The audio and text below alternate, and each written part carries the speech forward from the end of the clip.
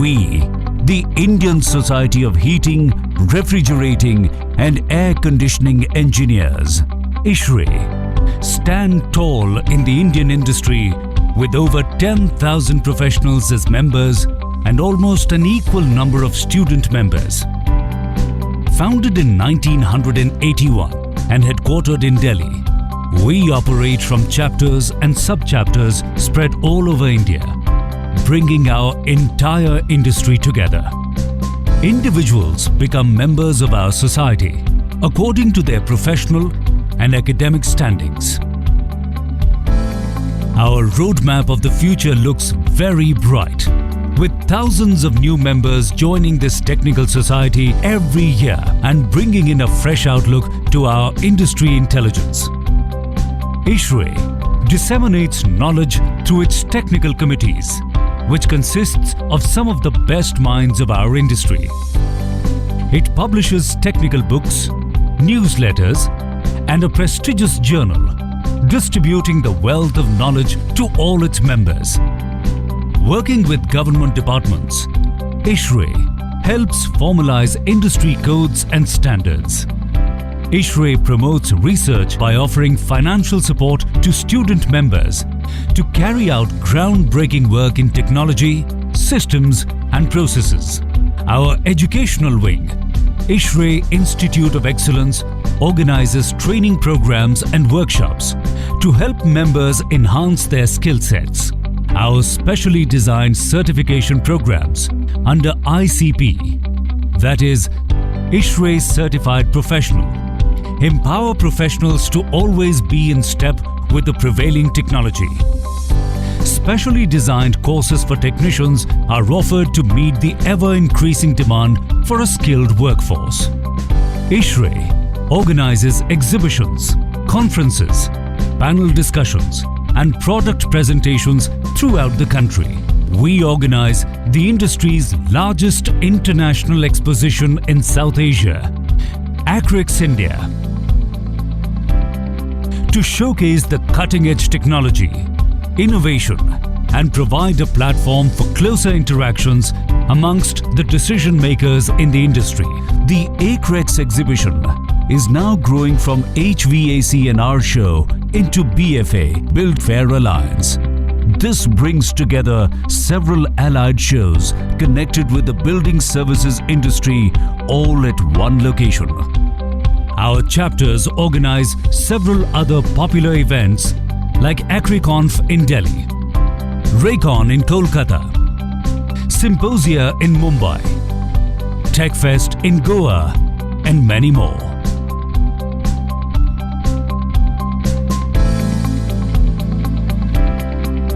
We are committed to provide training and career guidance to our student members through seminars, lectures, quiz contests and site visits. A-Quest, a prestigious quiz competition organized by ISHRE to catalyze the transformation of the budding engineering professionals. ISHRE provides a platform to potential employers to select student members for careers in HVAC and our industry at the ISHRE Job Junction. Young minds are made aware of the need for saving power, clean air and sustainability.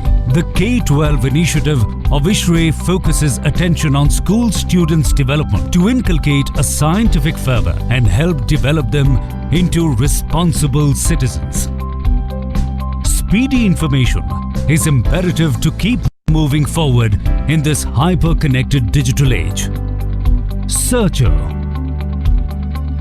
a specifically designed search engine, is now available, which allows access to a well-catalogued database on HVACR and building services industry with just a few clicks.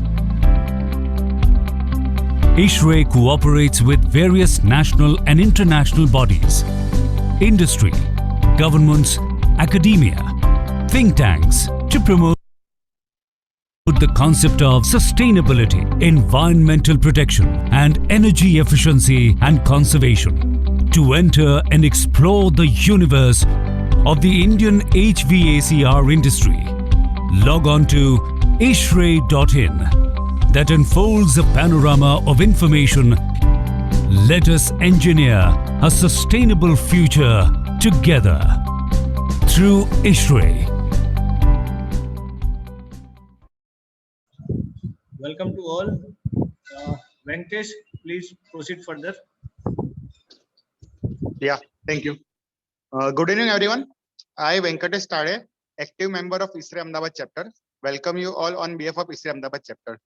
Our today's tech talk is on non-chemical cooling tower, water treatment and filtration solution. We have two great speakers today, Mr. Sunil Kher. Mr. Sunil Kher is the managing director of Sevcon India Private Limited. He is graduate mechanical engineer from NIT Kurukshetra with specialization in refrigeration and air conditioning. He brings with him the knowledge and experience of domestic and international market, having worked in large conglomerates prior to forming Sevcon. Mr. Kher, a very well-known figure in a trade, has brought excellence and great contributed to the growth of HVAC and building services industry in India. At professional society level, he has held various positions at ISRE and ESRE, including being Delhi chapter president, ESRE India chapter president and national treasurer, and as a chairman of ISRE Finance Committee at HQ level. I welcome Mr. Sunil Kher and Mr. Saurav Dhara.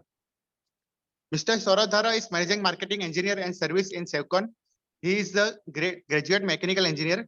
He started his career in Sevcon in 2014, brings with him the knowledge and passion. At society level, he has delivered lectures at ISRE Meerut subchapter, Mumbai chapter, Delhi chapter. Saurav is Sevcon apart from sales manager, engineering and marketing, also product specialized. Non-chemical cooling tower water treatment system, non-barrier filtration system, air purification and disinfection system, thermal energy storage, latent and sensible heat. Overview of today's session is advancement method of cooling tower water treatment without using chemicals, treatment of scaling, corrosion, bifouling, and lesser blowdown losses, filtration approaches, and effect of increase in fouling and how equipments can be maintained at design efficiency. I welcome both the speakers. Welcome, sir. You may proceed, sir. Saurav, sir. Yeah, good evening, all and all. Thanks, Venkatesh sir, for your introduction. Thanks, Rajendra sir.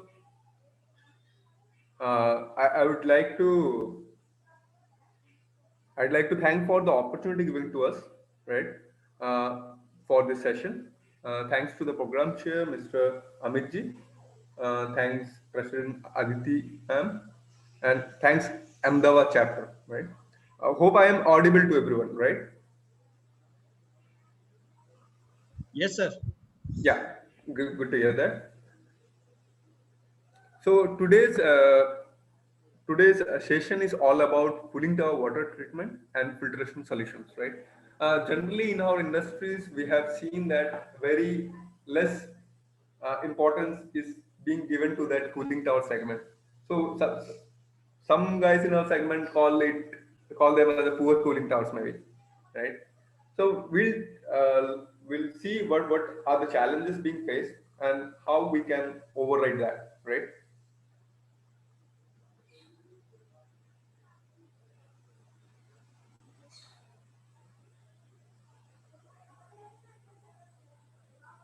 Yeah.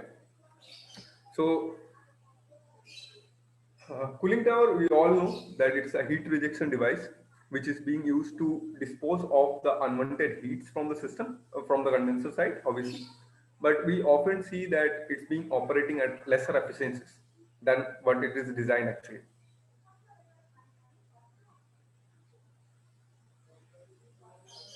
So here are certain terminologies of cooling towers, right? I'll just brief through them. Evaporation is obviously the loss which we have through evaporation, means the water quantity which is evaporated due to the cooling duty. Then there is a driftage loss or windage loss. So that's the loss of fine droplets in the air discharge from a cooling tower. Means while wind is blowing from the left side, so some droplets of water will be going to the right hand side. So those laws are known as nothing but drift laws or windage laws. The third one is blow down laws or bleed off laws, right? Blow down laws or bleed off laws is the amount of water which we need to bleed off from the cooling tower drain wall to maintain a perfect cycle of concentration, and also to maintain the parameters of recommended parameters in the cooling tower water. Now, what is cycle of blow down? By formula, if we go, it's actually evaporation loss by concentration of cycles minus 1. Now, cycles of concentration is basically the ratio of dissolved solid in a cooling circulating water to the dissolved solid in a makeup water. Then suppose your makeup water has chlorine of 50 ppm, right? And while in circulating water you have a chlorine level of 250 ppm. So 50 divided by 250, 250 divided by 50, that comes to 5. So you can operate at 5 COCs. Now, what is makeup water? As the name suggests, makeup means that is the total of losses, right? The basic losses are evaporation, blow down, and drifted loss. So all this put together is the makeup water required. So what are the cooling tower problems we generally face? There are 3 or 4 major problems which is being faced in the cooling towers. The first one is obviously the scaling. Right? The first picture also shows that it's a deposition of calcium carbonate, which precipitates in fine layers in your condenser tubes, in the whole condenser loop actually. Second is corrosion, that is generally due to rusting, like ferric oxide also. Third one is biofouling, which is like cooling tower, since it has a warm atmosphere and lots of this oxygenated water inside that. So this anaerobic bacteria will find their best place for breeding.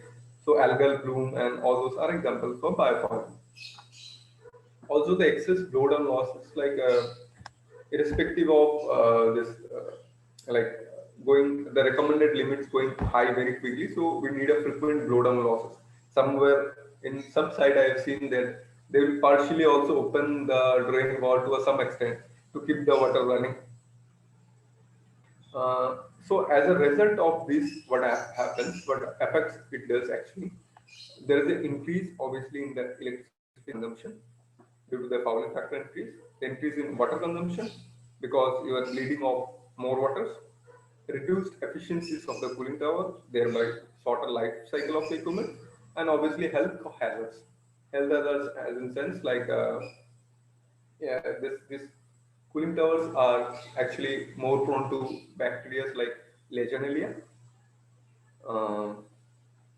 So those causes strep pneumonia, whooping coughs, etc. So here is a wonderful depiction of how fouling versus power consumption increase based on only scaling, right? Treatment, if proper treatment is not there. So here you can see the fouling factor at the starting of the project was 0.001. So that is basically a 0.3 mm thickness of the film. Film in the sense the deposition of scale or biofilm, whatever.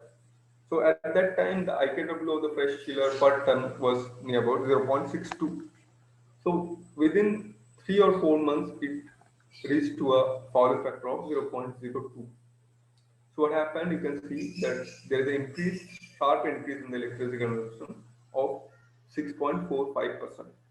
Like suppose in other terms, like if in the starting days you were paying 100 rupees, now you are paying 106 rupees. Right? So 6 rupees extra you need to pay on the electricity consumption now due to the increase of the fouling factor, and thereby your approach increases and IKW of the chiller also increases. That's why. So now coming to the question arises, what's the solution to go ahead solving these problems and also maintaining the equipment and design efficiency? So those are very common pictures which we generally see at sites, right? Those are conventional methods which includes the treatment through chemicals.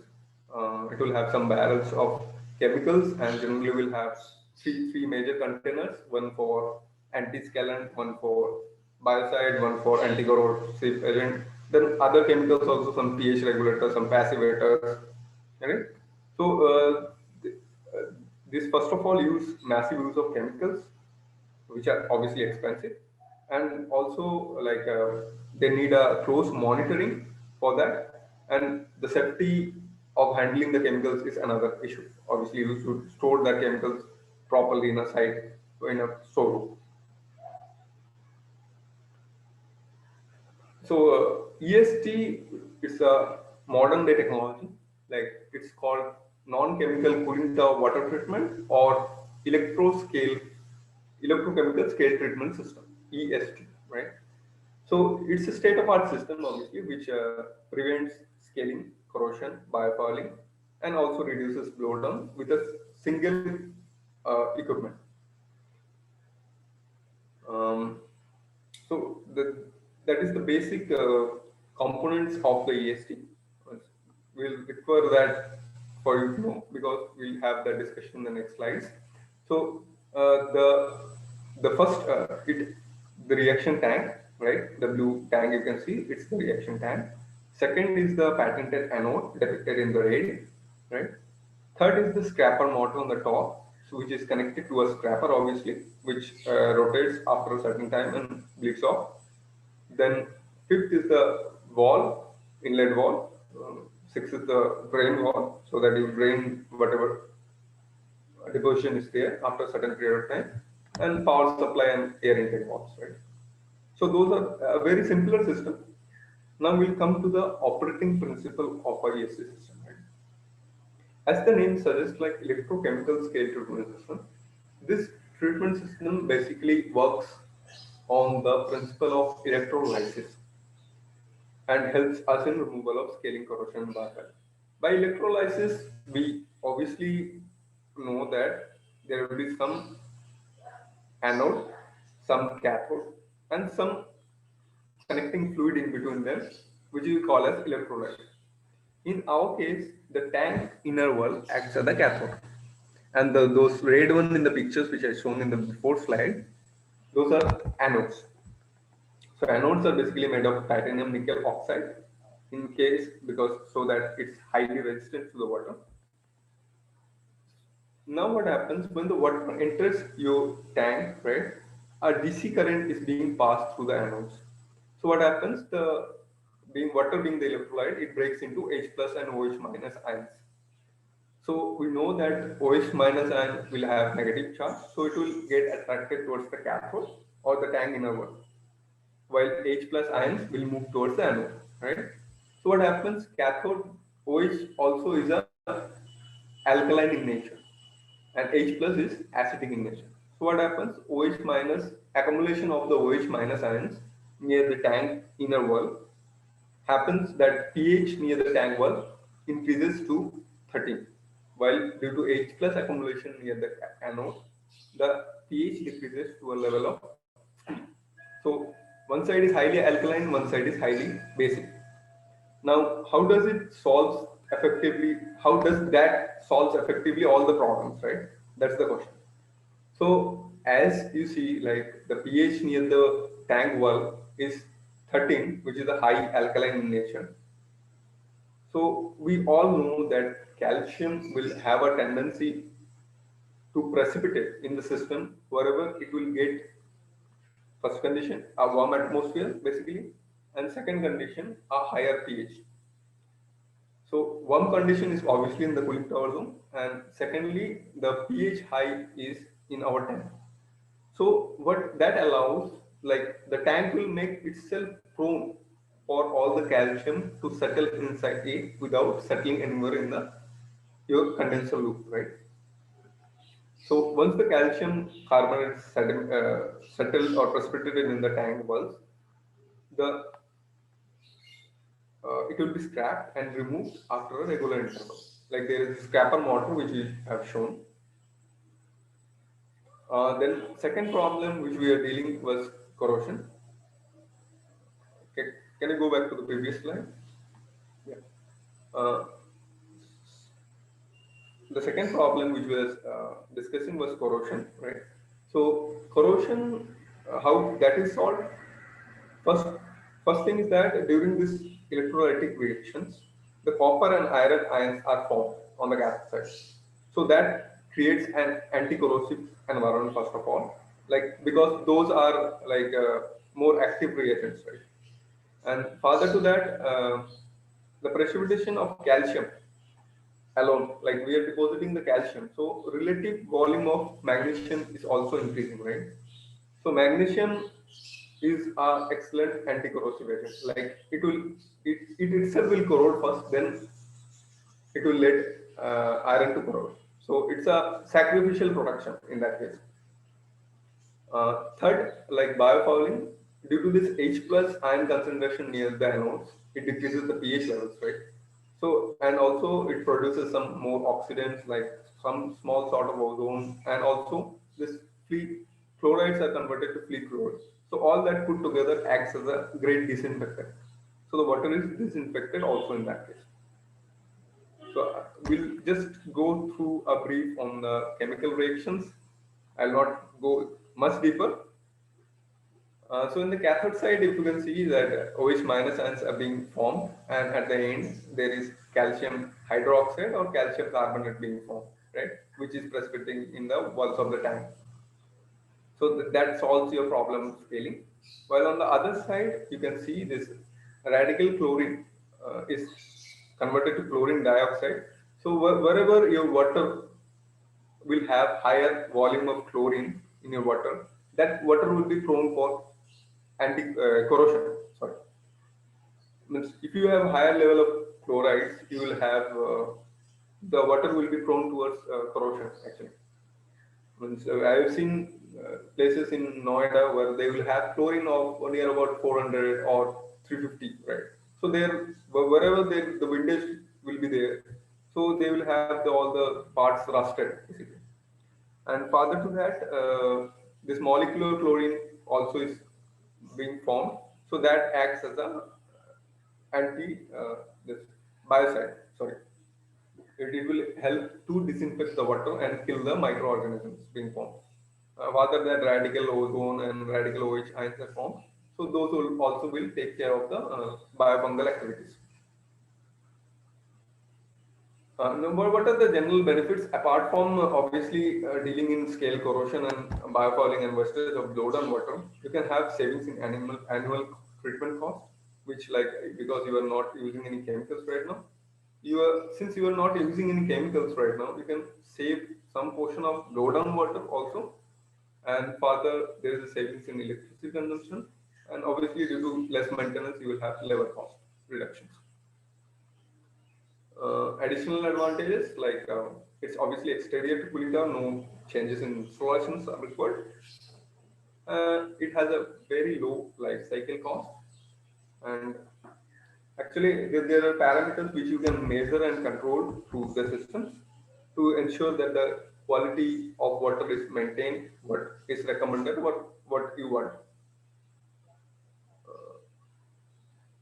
And it's a single equipment, you have seen, it's a single equipment, and also there is no much moving parts, so very less maintenance is required. So enhance the overall efficiency of the AC system, reduce the downtime and maintenance cost. One system does it all. Also it saves water because you are saving, means the blow down water, so you are indirectly saving the makeup water also. And one further thing is that the blow down water is now free of any chemicals, right? Because you are not adding any chemical into the system, only using non-chemical water treatment system. So the blow down water can be used for your irrigation or other internal needs. So those are certain challenges which are depicted for chemical if we use, right? Uh, Obviously, for chemicals, using chemicals, it would require a different dosing levels for different chemicals at different measure quantities, some 5 liters, some 2 liters, some needs to be frequency, needs to be set properly. It should be checked whether it is being dosing at proper interval or not. Then obviously this monitoring is a big issue in that case. It requires higher expertise and automated dosing equipment. Also, like you need to have automated bleed of walls. So, but what the chemical does is actually like it doesn't kills the problem, right? It actually don't allow the calcium to settle. It will keep that in suspended form so that it doesn't settle. So in that case, you are actually increasing the TDS also. The chemical TDS stands for total dissolved solids, right? So the chemical itself will have some TDS value, plus it is not allowing the calcium to settle. So it will have a further increased TDS. So you need to excessively blow down the water in that case. And obviously those are not environmental friendly, and like it can also accelerate corrosion sometimes. Coming to the installations, like the installations of ESC is very simple. There are huge pilots being done, and our principal has arrived to a solution like we can size one system per 1,000 here. So it's a small system of like 1 by 1 maybe square meter, and per 1,000 TR one system would be equal. There are no special this thing required for ESC system. It just raised floor would be required, and you can install anywhere, like with cooling tower or in a condenser pipe. So there are some basic pictures of connection. In the first picture, if you see one cooling tower is connected to one ESC. And in the next picture, you can see that like 300 TR cooling towers, three numbers are connected to one EST. While in the third picture, you can see a huge, might be a 3,000 TR cooling tower connected to three EST. So it's a modular system, and you can connect however gives suitability. So basically, it's like incoming water is taken from the cooling tower, and the outgoing water is again dipped into the cooling tower. So it keeps on treating the water. Rajendra ji, am I going too fast? No, sir. Actually, I'm not able to listen anyone, so I'm feeling a bit No, sir. all fine, huh? All Right? fine, sir. So I'll just continue. So, what are the system parameters? Some system parameters are displayed and adjusted being a user, so that we have a user-friendly display mounted on the panel. The system should show the ongoing pH conductivity, so that you don't dip your pH meter or conductivity and keep on measuring every time. So input from that should come to the system, and it should automatically maintain the recommended water parameters. And thereafter you should have some alarm sort of system which should like uh, give an alarm when the pH is going high or the conductivity is going high or excess blowdown is going right. Certain pictures of certain systems are shown actually, like alarms being shown or system okay being right. There is no alarm, so system okay is being shown, or high alarm, but you can set the values.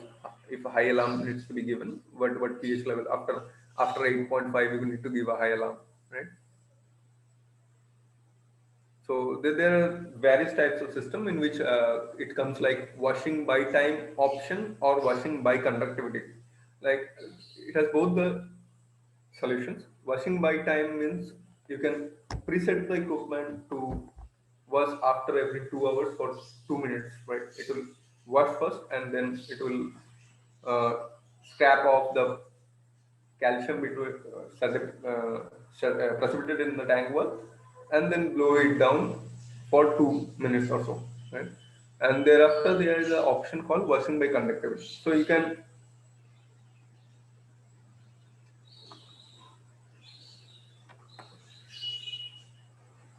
uh, I'll just try to a bit loud, because I believe somebody has said that audio is a bit low. Then the second option is like washing by conductivity, which like the input value we can set in whatever conductivity value we want, or the TDS in easy terms. If we say like 2,500 or 2,000 ppm, we need to set the TDS. We can set that value, and after when it increases by that value, so the system automatically blows down that little amount of water. So there are various analysis tools actually. So you can see a mass balance analysis tool here being shown here.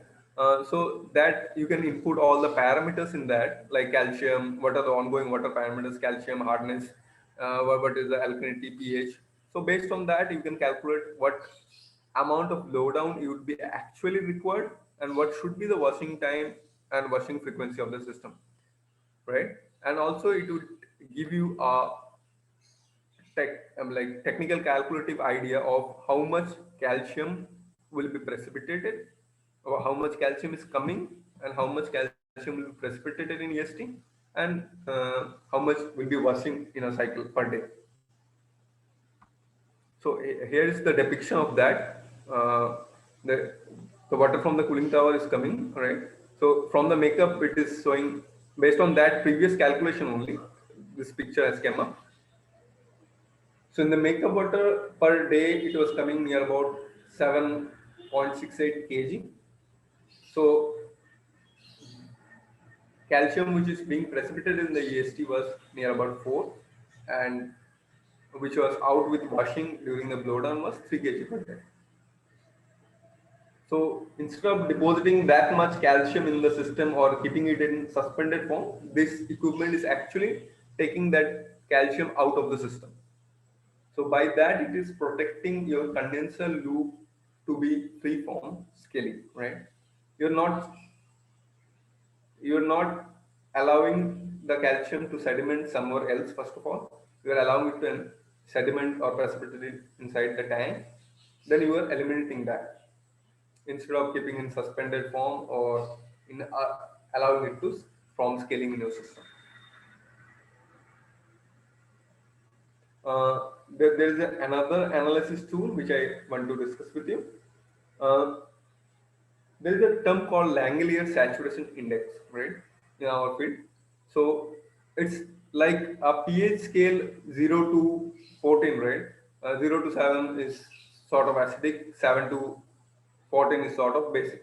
It's similar sort of that only. It will actually indicate that the scaling tendency of the water. So it has a scale from +3 to -3. +3 towards 0 to +3 is towards scaling, and 0 to -3 is towards corrosion. So if you have something in positive figures, it's towards scaling. Something in negative figures, you will have towards corrosion. So you can see a rough picture of that sheet. Here the calculation formula is also given, and the LSI stands for 1.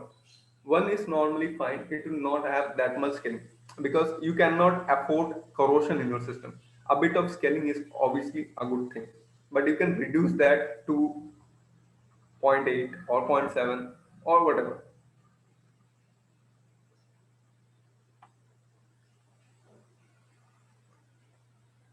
So here is a live example what we did actually, like a calculation based on that. So TDS was 2000, pH was ongoing water 8.2, C is nothing but the temperature, then calcium is 200, alkalinity is 450. So based on that, we calculated the LSI or Langelier saturation index of that water was coming near about 1.26 or 1.3, right? So after that, what we did, we installed the EST in that, right? And I will show you the parameters what I got.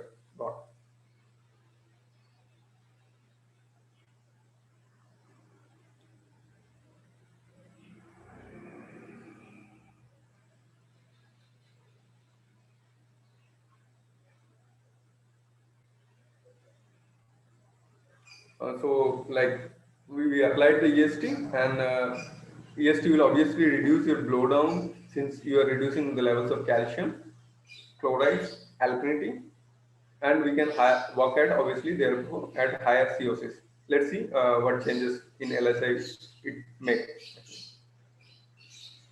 So you can see that the temperature is 32, the same, pH also remains the same. The TDS is increased a bit, but the calcium is actually reduced.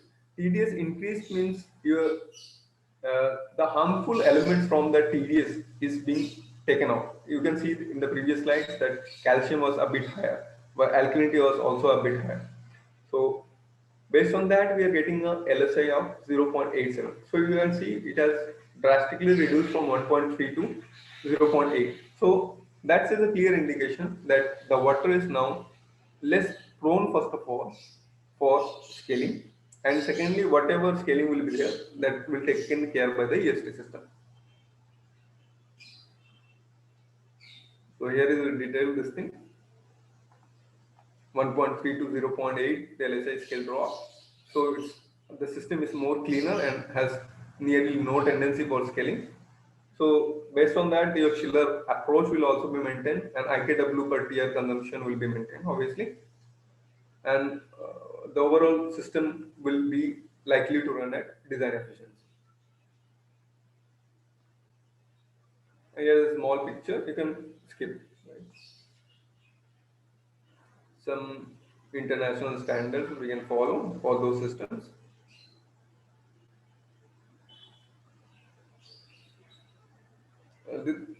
Then what all savings you will be having, like chemical cost savings, water consumption, water reuse, you can do recycle that water, the old water, blown down water, sorry.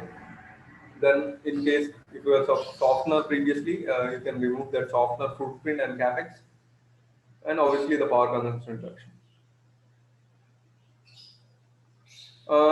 Fine. If something is there, in some questions are there, one can know, or we can proceed for the other portion, like filtration solutions, right? So first we was discussing on the treatment part. The treatment part is basically for the dissolved solid or the TDS, or in case scaling, corrosion, biofilm. So those are dissolved things in the water, right? So that is one part of the topic, and second part is filtration is for total suspended solids. That was for dissolved solids, and this is for suspended solids. So if you, this water treatment and filtration actually goes hand to hand, like, so if we can do both, we can adopt both the practices, it will be beneficial for our cool condenser systems, right? So it will be working at your design efficiencies. So here in this picture, you might be questioning, what is this picture showing all, right? So these arrows, if you can see a bit, these arrows actually are depicting the cooling towers on the terrace rooftops of buildings, right? So we all know, like, cooling towers are present everywhere in the cities, in a busy industrial schedule or in a residential high-end this building blocks, offices, commercial parks. So cooling towers are present everywhere, right? And means its its vicinity towards a transportation site or any based on out of pollution will obviously impact the cooling tower performance also. So that's actually, the cooling tower is only open part in the loop, right? So that's where it gets a way for ducts to go in. Rajesh, shall I continue, or we Sir, can have a continue, discussion on the no issues, sir. also first? Yeah. Continue, sir, no issues. Okay.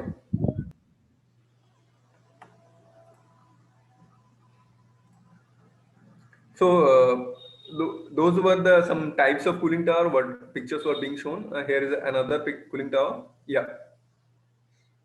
So generally, what is the reality actually? Are these air scrubbers, like, because what happens due to this draught fan, right? When it is sucking air from the atmosphere, it will have the inflow of ducts towards through the open space, and then through the fills might be, right? So those ducts will not found a place to go out of the system. It will deposit in your system only, right?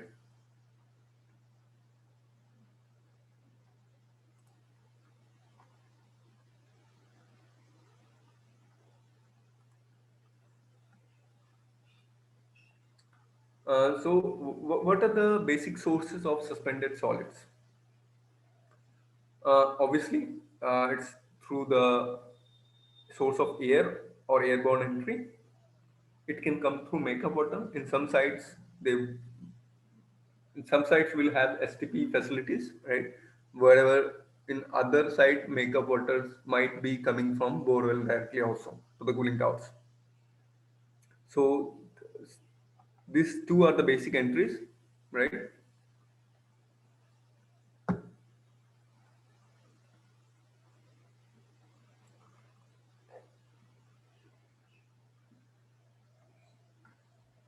So here is a reference from ASHRAE 2012 handbook actually, which says like a typical 200-ton cooling tower operating 1,000 hours per year, right? Where in a year like it's 8760 hours, it can assimilate near about 600 pounds of particulate matter from airborne dust and makeup water supply. And obviously, what I was saying, the proximity of highways and construction site air pollutions and operating hours are all the factors which depend the tower soil loading.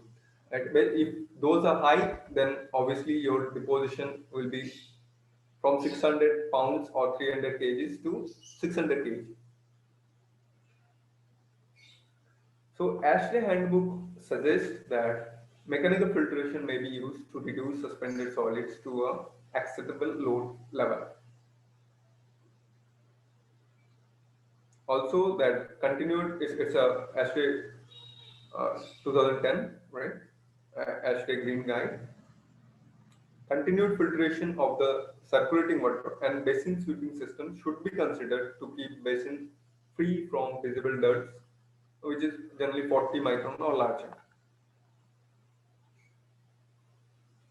So we have heard of the problems, right? First, we have discussed to just go through a brief. First, we have discussed of the problems of cooling tower water treatment, like why we should require a proper treatment. That was to deal with the scaling, corrosion, biofouling, and your blowdown losses, and to have a much more effective uh, heat transfer efficiency. On the other hand, we are seeing that not only that, but suspended solids also affects your system, right? Like in why I said that treatment and filtration go hand to hand, because those problems also actually go hand to hand. Meaning, right, the calcium carbonate or scaling which is being deposited in your system, if it finds sand or silt coming through the cooling tower, so that calcium carbonate and the sand mix together form a gypsum sort of solution, which will clog your condenser tubes, fields. So we'll see sometimes some concrete type structures in the cooling tower fields might be in the condenser tube, which needs to be jet washed after a year or so, or the fields need to be changed. So these are because of that only, because your scaling plus this suspended solids put together mix and form a heavy duty this concrete type structures. So not only treatment, we need to take care of filtrations. Previous slide, please. So what are the approaches for filtration, right? What all filtration approaches can be considered. First one is like basin sweeping filtration. Second is side stream filtration. Third is full stream filtration. So I'll go one by one, right? Why it is called basin sweeping filtration? So you can see a rough schematic here, which shows a cooling tower, a loop like the system pump or the condenser pump, then it goes to the chiller, then back to the nozzles, right? Well, you can see another system which is an isolated system to our condenser system. So that is having an intake from the cooling tower basin. It is having its own pump. It is giving to the separator the dirty water, and the dirty water goes and from the separator the clean water goes to the hydro boosters or nozzles, you can say. So those nozzles will sweep the particles towards the inlet of the separator. So what happens? This cycle continues and the sweeping mechanism continues so that all the dirts are collected through the separator and clean water is given through the hydro boosters, basically. So over a period of time, it keeps the your basin of the cooling tower totally clean, right? So no manual cleaning will be required in that case. And further to that, you are actually cleaning that in your source. Like cooling tower is the only open thing in the system. Otherwise, no entry of ducts will be taking place somewhere else. So you are cleaning at source only where the ducts are entering. So that's why the basin sweeping solution is the most like effective solution for filtration. Further to that, you can have a side stream filtration. Side stream filtration, as the name suggests, right?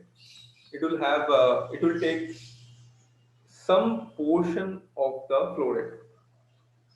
Like you have a say you have a cooling tower flow rate of 3000 USGPM, right? It's a 100-ton cooling tower having a flow rate of 3000 USGPM. So if you design a side stream system, so you will be taking nearly 10 to 30% of the total flow rate. Like so, it will be designed for 300 to like 900 USGPM for the side stream. Suppose like the pump system pump or the circulation pump is 3000 USGPM. So this green pump or the separator pump will be sized to 300 USGPM to 900 USGPM. So it is a easy to retrofit application and also it's an economical solution because wherever somewhere you will have like 10 cooling towers of 1000 TR, right? So the total flow rate is like something near about 30,000 USGPM. So you cannot have a massive system clearing that much filtration, right?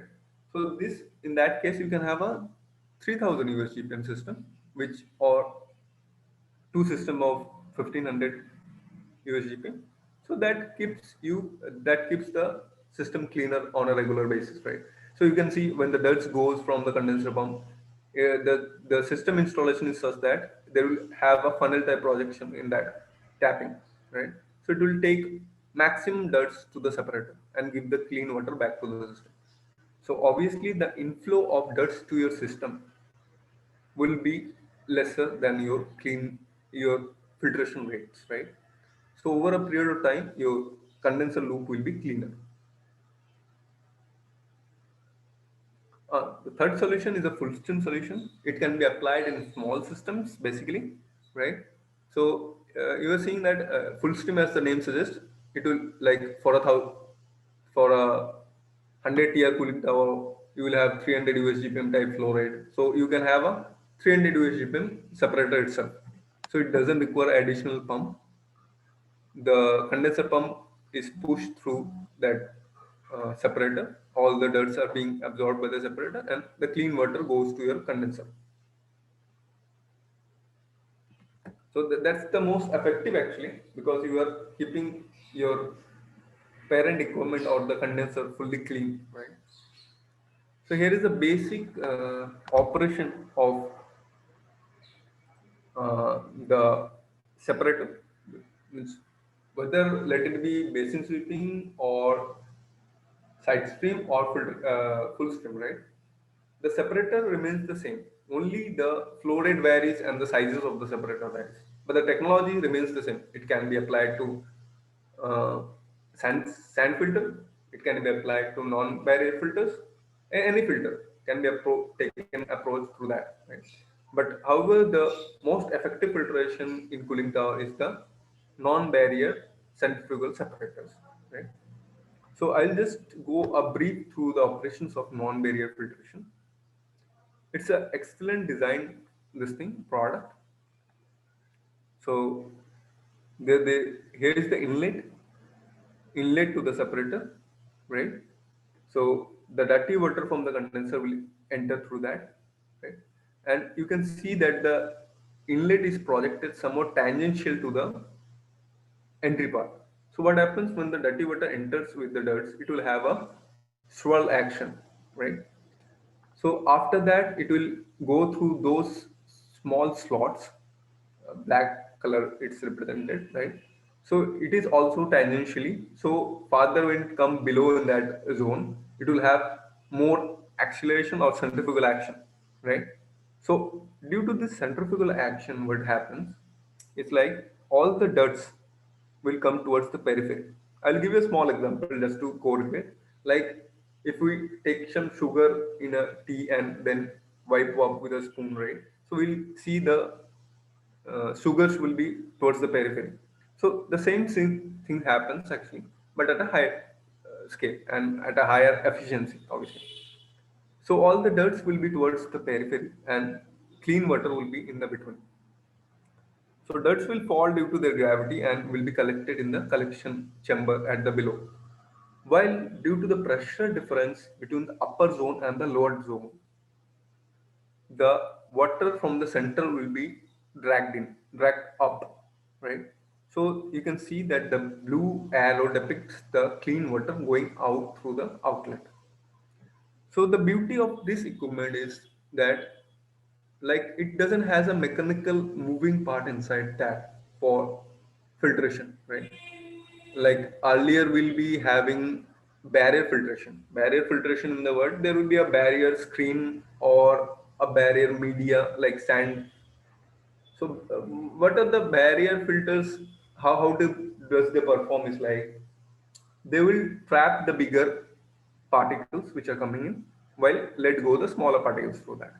And over a period of time, the barrier, either a mesh or a sand, will be deposited by enough amount of dirt, and thereby your efficiency reduces slowly, and also the pressure drop will increase. And over a time, when we cannot go farther, we need to backwash that. Like the water needs to be routed through opposite direction, and the dirts to be splashed out of the system to the drain. So, but here in the system, there is a constant pressure drop since you are not having any mesh or this thing, and there is no such backwashing or water wastage also, right?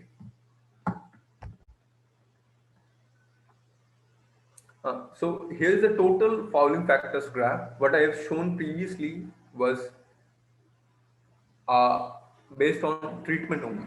So this is the total fouling factor graph. Like 0.001 is the most cleanest system, right? Here you will have obviously starting from 0.001. So those are shown with asterisks. Typical fouling occurs in this range, right? So we will start from 0.001, which is nearly about 0.012 inch, like 0.3 mm, what previous slide also showed. So that itself has an increase of 11% power consumption. By power consumption, what I am meaning, like due to increase of your like depositions, the heat transfer efficiencies are not what they are designed for. Like they will have flames on the condenser tubes, films on the fields, right? Maybe a coating on the pipelines. So those all are reducing your heat transfer efficiencies of the system, right? So based on that, your chiller approach is increasing slowly, right? And so the power consumption, chiller condenser side has to do more work to cool down that amount of water at required time. So that is being expensed with the this power increase. Right? So basically, your chiller is doing more work, and chiller is taking more like chiller is having more IKW per TR. You can say. So with a 0.001 increase in the powering factor, we have seen an increase of 11% in the total consumption, electricity consumption. So that's a filtration and water treatment which goes hand to hand, what I have said previously. Um, it obviously reduces corrosion, scaling, fouling, and biofungal activities. So that's all. I believe Mr. Kher got stuck today somewhere, so he is not able to join, I believe so. Yeah. Anybody has some questions, please?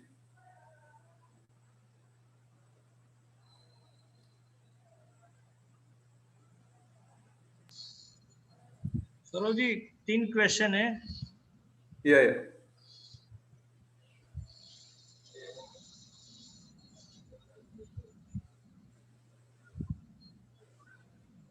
Sir, means can you share the brand name or something in this session? I believe.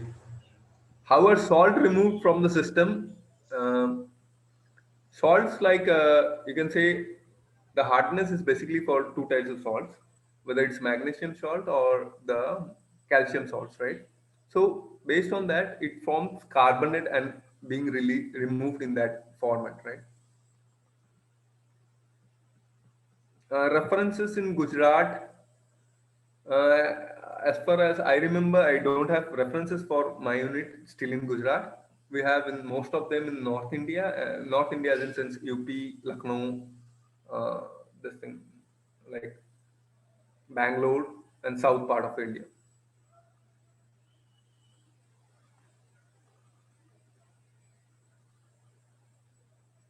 For this webinar.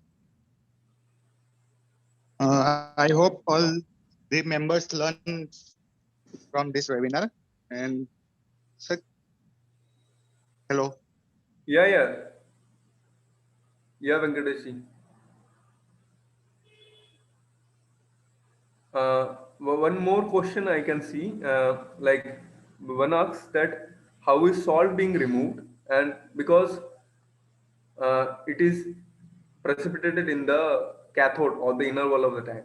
So we are having a specialized this thing like there is a scraper motor, right? That is linked to a scraper or a mechanism which can swipe off the calcium deposited from the walls of the tank. So by those mechanism, it is being removed actually.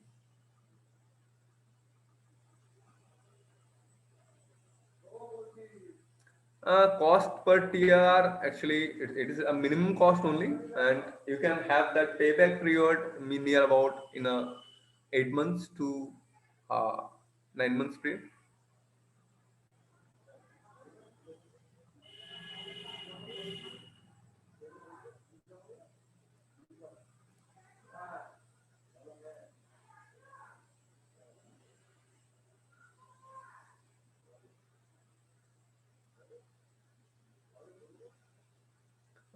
MOC of anode and cathode, right?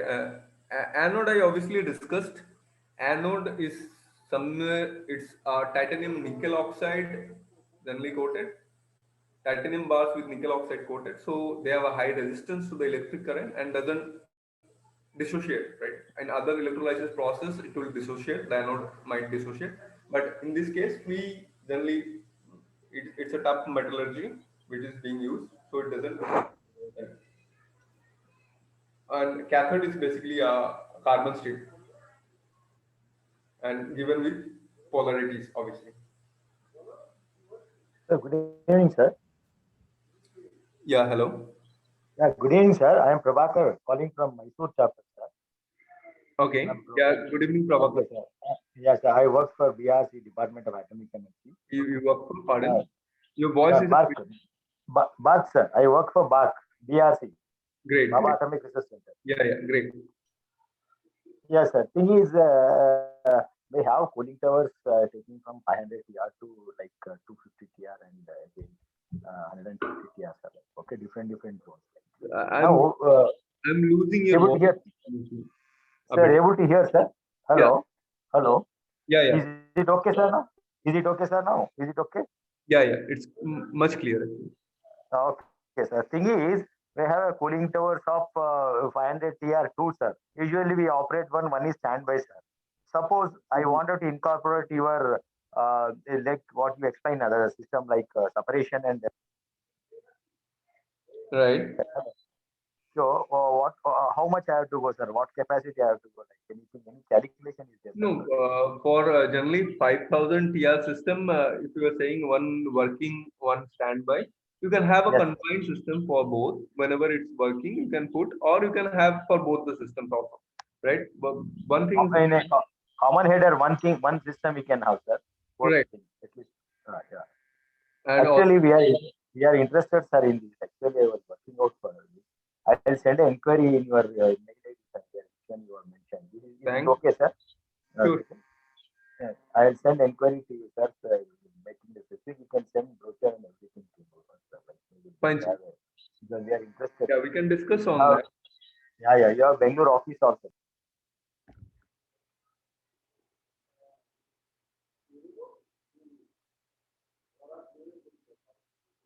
What would be the MOC of anode and cathode? That I've replied, I believe. And power consumption is actually for 1,000 TR is very low. Actually, it's it's near about 2 kilowatt total. What is the cost of 300 TR central chilled water system with two working ones? I believe you can contact me. We can have a discussion on that separately, right?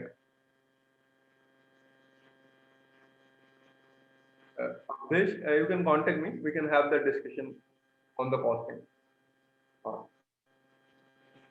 You can share the contact details, sir, on screen. Yeah. Because I am not allowed here to discuss on the commercial time. This thing. Any further questions from the participants?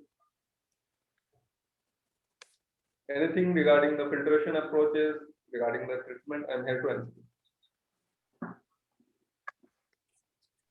One question is there, sir. Which brand is better for induced draft flow? Pardon? Which brand is better for induced draft flow? Induced draft flow, it's not like the brand name or something. You should go with the brand which will have higher efficiencies in particles. Right. That's it. Whether it is an induced draft or it's based on your design, obviously design of the system, and obviously the efficiency of the system. Somewhere they will go with 5 micron level filtration. 5 micron level filtration is, I believe, not required for the system. Down to 40 microns to 98% sort of efficiencies is good than enough for cooling towers. We don't need to drink that water, right? We just need to take out the suspended solids, which will otherwise create a trouble with the system. So for brand and all, I can suggest you to reach me personally. I believe that will be better.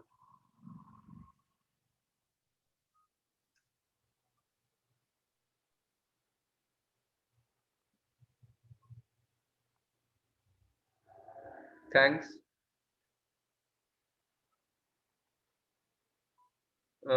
Any further questions? Can you provide the presentation slide from? I am sure all the members have definitely learned from it. We missed Mr. Kher, but thank you for your presence, sir. Thank you so much. Sure. Actually, if Mr. Kher would have been there, I believe the session would have been more interactive and more lively also. However, I had in the back end of my a member with me called Varsha. Varsha, you can introduce yourself a bit. Say hello to everyone. Yeah, hello to everyone. I am Varsha Sharma from Sevcon India. The presentation actually. So thank you, ma'am, for support. Saroji, thank you very much. Nice presentation. Thanks, sir, for the opportunity you have given to us to introduce our systems, introduce the technology to the more broader this platform actually. Yes, sir. So can we conclude it? Sure. If some more questions are there, reach us directly. We have shared the number, and I believe you can. Amit ji will also. No issue, sir. Rajendra ji also. Sure, sir. Okay. Thank you, sir. Have a good day. Yeah. Bye to everybody. Thanks to the participant for joining this session, obviously. Sure. Follow our social media for further details. Thank you. Thank you so much. Thank you. Mr. Thank you, ma'am. Thank Thank you, you, sir. Mr. Thank Thank you, you, ma'am. Mr. Venkatesh. Thank you very much. Thank you, sir. Thanks to the final thanks to the Ahmedabad chapter, right? Right, sir. Thank you very much. Thank you. Thank you.